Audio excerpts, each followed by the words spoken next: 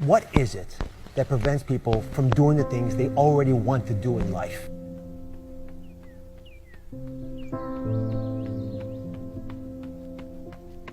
The most basic answer, I'm sorry it's so simple, but it's true, it's fear. People making this complex process, this woman was telling me that I don't understand why they don't do this, why I feel this way. I said, it's called fear. Everybody's afraid we're not enough. Everybody's afraid we're not rich enough, smart enough, young enough, quick enough, fast enough. It's human nature. But the secret is to do it anyway. I know that sounds so simplistic. My work when I'm working with somebody is showing them how to condition themselves, like building a muscle, so that you take action first, automatically. Because if you don't do that, it's hard. You lose momentum. It's like, how do I get started? Where do I go? Do anything to start the process of moving forward rather than let fear stop you.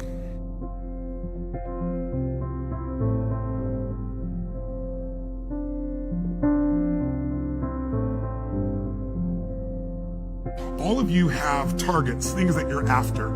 If you're going to get a new result, if you're going to grow your business, if you're going to be able to support your mom, if you're going to get rid of the anxiety, if you're going to be able to overachieve and not have all that fear inside of you, you obviously need to get a new result. You're going to have to get new action. You don't get new results with old actions doing the same thing. What human beings can do is amazing. What they will do is usually disappointing. It's not because we're not capable of it. It's because we don't have new actions because we get in certain emotional states that dominate us, like anxiety, like fear of failure, right? Like the fear of the loss of your mother as an example. So if you're in a state of fear, you're going to behave very differently and get very different results than if you were in a place of being courageous or bold or warm or connected or playful, any of those. So the most important key to changing your life in any situation is to change results, you got to change behavior. But to change behavior, you got to change the emotional state you're in. How do you do that when you don't feel like it or it feels overwhelming? There are two ways, and I've done this with the greatest athletes in the world. I've done this with 4 different presidents of the United States. I've done it with billionaire clients. All you have to do to change your state is not try to think your way there. Like, I'm happy, I'm happy, I'm happy, and do a bunch of affirmations. Your brain's going to go BS. You are not happy, right? What you need to do is make a radical change in the way you use what we call your physiology. It's a big word. It just means the way you use your physical body. I've taught this for 40 years. And about 3 years ago, Harvard finally did a study where they proved what I did worked, and they called it these power positions. And what they showed was if you stand, everyone can try this. Stand up just for a moment if you want. Everybody at home can try it as well. So do something really silly. Put both your hands on your hips like Wonder Woman or Superman or that stuff, right? If you stand like this and you breathe deep for just 2 minutes, what the science found was that you will absolutely increase your testosterone by 20%, man or woman. You'll drop your cortisol, which as you know is the stress hormone, by 22%, and you're 33% more likely to take action if you wouldn't have before because fear would have stopped you. Now, I don't have people just stand like this. I have people move, use their voice, make radical changes in their body. You'll feel it after 2 minutes. Or, somebody who's, puts their arms back like this and their feet up, that'll produce the same state. It produces more certainty in you, and that certainty gets you to take different actions. So if you are in a situation, you think of the worst scenario, your mom dying, no, my business goes under, I never achieve at the level I need to, all the things I have anxiety about, the minute you focus on them, you go into those states of fear, and then you behave fearful, and you get lousy results. And when you get lousy results, what does it do to your brain? You go, see, I told you I couldn't do this. It becomes this negative loop.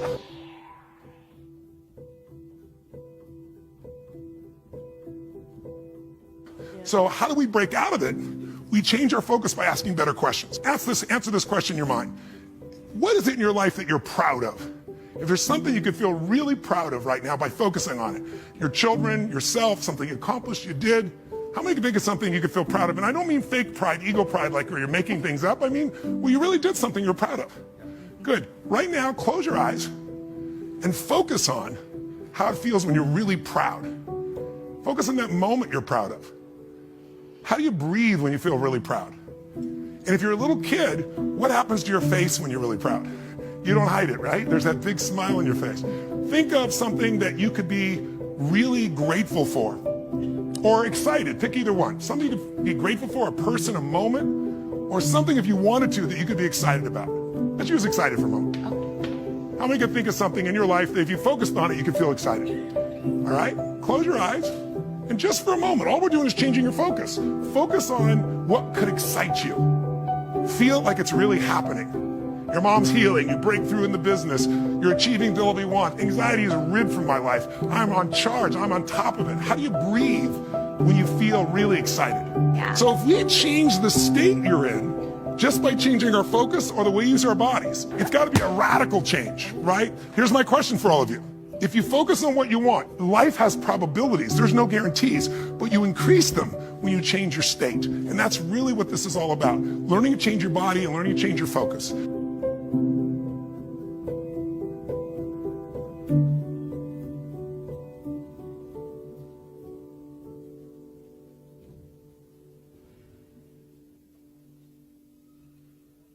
Somebody is really stressed out. They're not stressed out for no reason. It's because they're focusing on something that makes them feel stressed.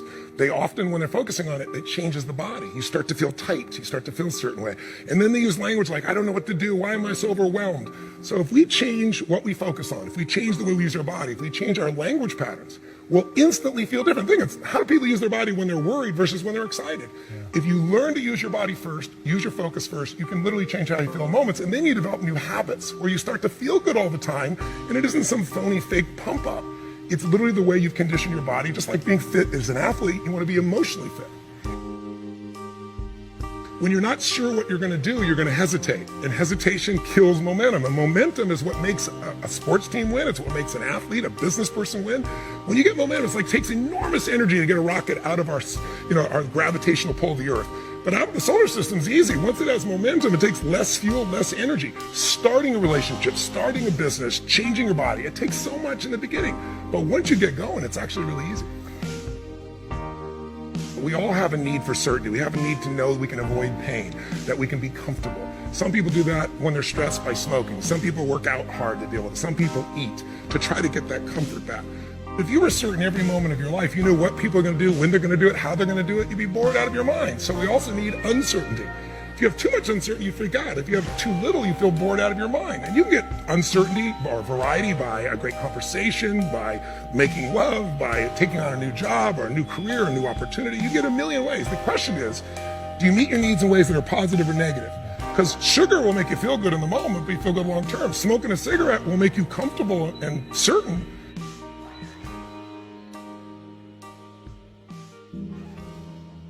You see this in great actors or great entertainers. They'll come to me, and in the beginning, they work so hard to be significant, to be unique, to be special, to be important. What they really wanted was love. But now people stop on the street, and they'll say to me, they don't even know who I am. They just want my time. They just want this. They want a picture. They don't respect my family. They don't respect it. You'll hear them so upset. What they wanted was the love. We can have both. But the more significant I am, the more unique I am, the more separate I am from you. The more connected I am, then some people go, yeah, but where am I? Where am I special? So finding that balance between the two is what makes people feel alive. And we can meet all these needs in positive ways or negative ways. You can get significance by tearing other people down. Oh, they're lucky. They don't care. They took advantage of somebody. You don't know anything about them. You see people do that with famous people all the time. Why are they tearing them down? Because if I don't feel good about myself, if I can make you smaller, I look like I'm moving up. But you're not, and it doesn't work. But if you do things where you significantly love someone, if you care for someone, you're the most significant person in life. If you try to prove you're significant, then you have kind of the Trump effect. Even people that like him will say, sometimes he can push people aside because he's telling everybody how special he is. That gets in the way of relationship. If we're going to connect, we got to not make ourselves significant. We got to find out what's significant in the other person and honor it. First four needs are the needs of the personality. We all find a way to be certain, even if we have to lie to ourselves or just work hard. We all find variety. We all find significance, even if it's tearing other people down. We all find at least connection, if not love. But the spiritual needs are to grow. When people say, what does it take to be happy? I say one word, progress. If you're not there yet, but you are starting to make some progress in your body, progress on your relationship, or progress on your career, your finances, you're going to feel good. And when you achieve it, how long do you feel good for? Not very long, because when you achieve it, you stop growing. You kind of celebrate. Nothing wrong with that. But how long after you get that thing you wanted are you happy? A week, a month, a year? Almost never a year. It's a short time. And the reason is we're not supposed to just sit there at the table of success and celebrate for years. We need to grow to feel alive. And everything in the universe grows or it dies. But when we grow, we have something to give. And when we give, people often say human beings are selfish. I've been selfish, I'm sure you've been at times, but that's not my core and it's not anybody's, and I'll prove it to you. When you're having, all of you at home and all of you here, when you have something great in your life that happens, you learn something, you experience something beautiful, what's the first thing you want to do? Tell people. Share somebody you love. Why? Because when you share with it, it expands. See, pleasure is something coming in from the outside. Happiness is something inside you that you share. And happiness is what people really want. Pleasure, you can get pleasure from alcohol or anything, but some people, it's all about me. When you're taking what's inside yourself because you've grown and you're giving to someone you love, your children, a friend, a girlfriend, boyfriend, a coworker, anybody, there's an aliveness you can't feel by yourself. There's only so much pleasure you can feel. Happiness and joy comes when that expansion is shared.